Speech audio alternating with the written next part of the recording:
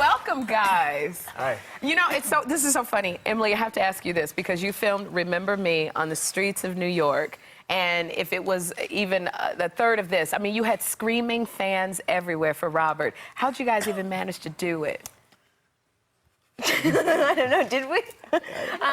Focus, just try and really, block it out. Yeah, it must have been just weird having all the, you know, because we have a girl here in the audience and she was just shaking. And when she had to announce, she's just shaking. She has been for a while. Well, speaking of shaking, are you used to this yet? This kind of madness? I guess so. I mean, it's kind of. I mean, it's kind of towards your question. I mean, you know, you have all this craziness around you, and when you're shooting little movies like this, I mean, loads of people turn up, and there's no spectacle Yeah, to but be. you can't walk in the street. You can. Yeah, I mean, you have to. You know, I take on kind of weird like facial mannerisms and stuff. And you're like walking out, it's like. and that's kind of all right. And also, maybe they just recognize you and just cross the street anyway. Well, they don't recognize you without your fangs, that may be. F-A-N-G-S. But I went to see this. By the way, we should point out, you're from England, you're Australia, but you speak as Americans. You have American accents, because you're playing American. But this is a family affair, and your whole family came today with you. I think that's so sweet. I know, Here's Mommy, beautiful Mommy, right there. So wave your hand, Uncle, and your two lovely sisters. Yeah, do you go everywhere with him? Just nod your no. Well, we're delighted to have you.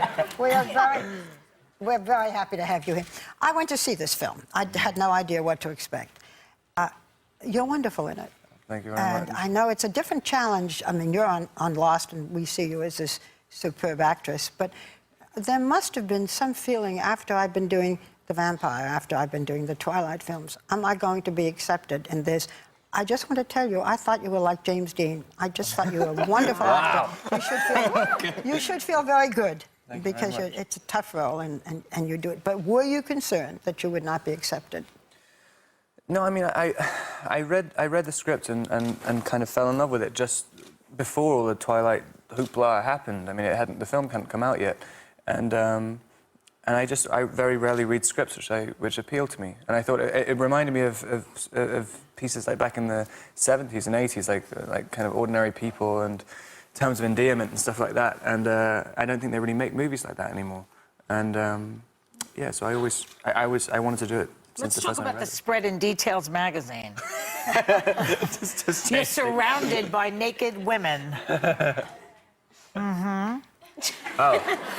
It's just my life. It's just my life.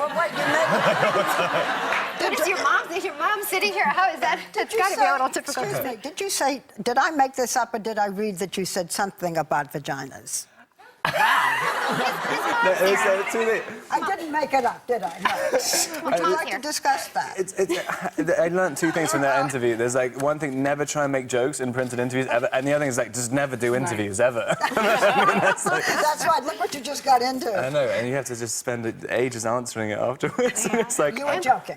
No, it's actually a physical. I do have an actual allergy. It's terrible. It's a curse.